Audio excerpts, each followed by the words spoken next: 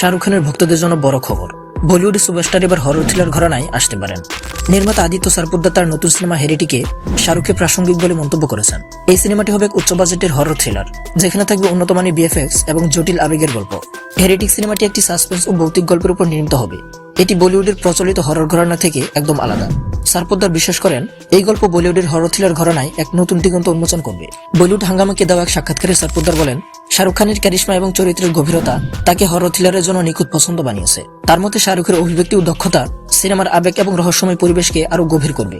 সিনেমার প্রাক প্রস্তুতি ইতিমধ্যেই শুরু হয়ে গিয়েছে। নির্মাতা সারপোদ্দার উচ্চ বাজেটের এই প্রকল্পে অত্যাধুনিক গ্রাফিক্সের ব্যবহার করে বলিউডের হরর ঘরানাকে নতুন স্তরে নিয়ে যেতে চান।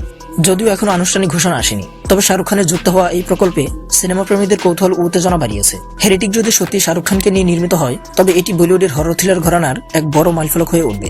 দর্শকেরা এখন শুধু আনুষ্ঠানিক ঘোষণার অপেক্ষায়।